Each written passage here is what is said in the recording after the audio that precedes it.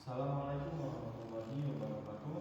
Waalaikumsalam warahmatullahi wabarakatuh. Perkenalkan, nama saya Muhammad Najib Adil, mahasiswa jurusan Ilmu Al-Quran dan Tafsir semester 7 kelas B dengan NIM 2128 30461. Di video ini saya akan memenuhi tugas UAS mata kuliah strategi dan metode pembelajaran Al-Quran dan Hadis. Di sini saya mengambil sampel anak-anak di tingkat sekolah menengah atas setara dengan madrasah aliyah, tepatnya di SMA 1 Bogor. Di sini juga saya menyesuaikan dengan usia dan tahapan pembelajaran mereka selama di kelas berapa sekarang? Kelas 10 atau di kelas 1 SMA. Jadi contoh atau bahan yang saya gunakan atau metode yang saya gunakan dalam pembelajaran di kemudian hari atau bahkan yang akan saya jelaskan sekarang itu adalah terkait dengan metode ceramah. Metode ceramah ini sering digunakan oleh para pengajar, oleh para guru, atau bahkan di lingkungan masyarakatnya itu oleh pemuka agama, oleh para ustadz, oleh para kiai, atau bahkan dari orang tua ke anaknya yang sering dibilang menceramah. Jadi metode ceramah ini adalah metode pembelajaran yang dilakukan dengan menyampaikan materi pelajaran secara lisan oleh pengajar atau oleh guru kepada siswa. Kemudian metode ini sering digunakan karena mudah dan sederhana untuk dilaksanakan. Jadi sebenarnya metode ceramah ini adalah cara yang paling efisien untuk kita merasa dekat dengan para siswa atau dengan para guru, sehingga apa yang dihasilkan dari metode ceramah ini adalah kedekatan, adalah hubungan emosional.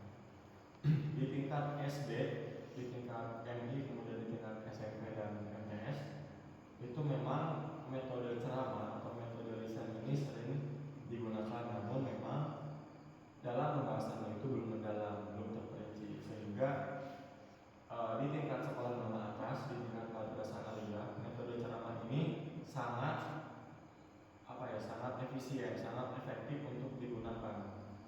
Entah itu dalam hal kita sebagai pengajar atau pemateri untuk mendekati para siswa-siswi kita, atau bahkan memperhatikan kecenderungan para siswa-siswi ini terkait dengan pemahaman materi yang telah diajarkan.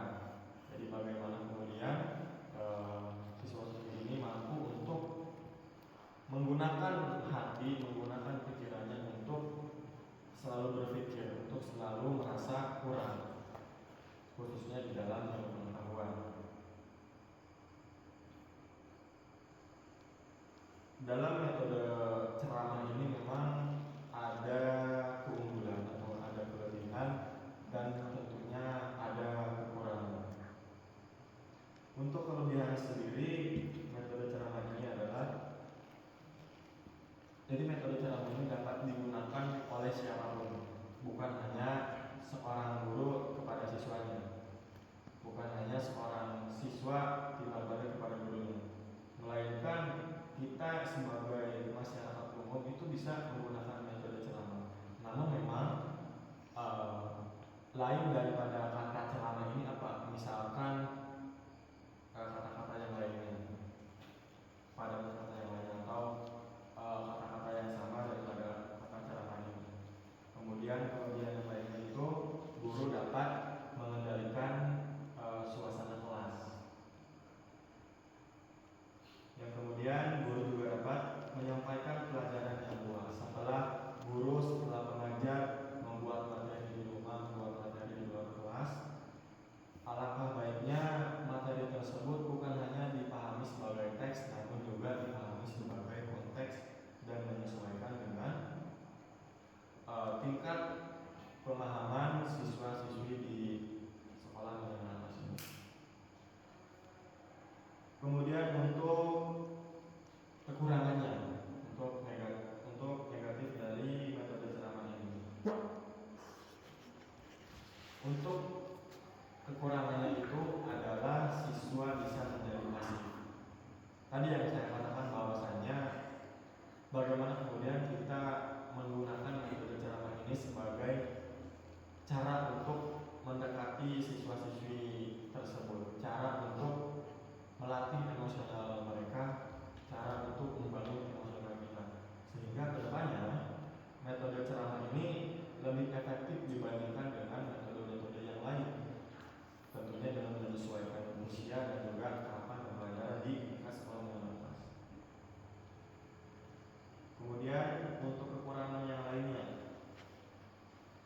jadi proses belajar bisa saja kurang menarik atau bahkan membosankan. Tadi yang saya katakan juga, guru harus pintar-pintar, pengajar harus pintar-pintar mengatur suasana di kelas. Bagaimana seorang siswa-siswi ini bukan hanya secara ilmu pengetahuan namun juga secara keterampilan. Seorang pengajar, seorang guru itu dipaksa untuk kreatif, bukan hanya dalam hal pelaksanaan namun juga dalam hal pemikiran yang nantinya akan diimplementasikan menjadi sebuah pembelajaran di kelas.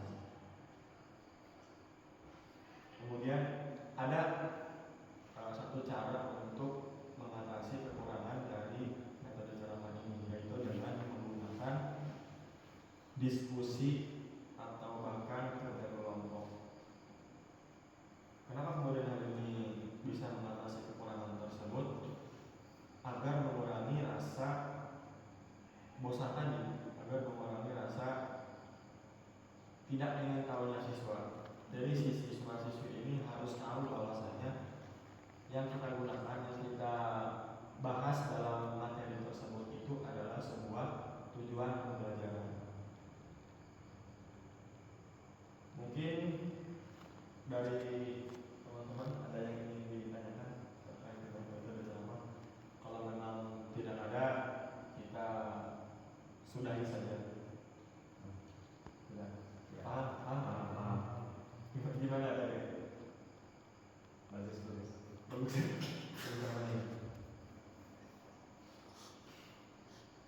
Oke, mungkin merasa cukup dan disudahi karena waktu juga sudah menunjukkan pukul 12 malam.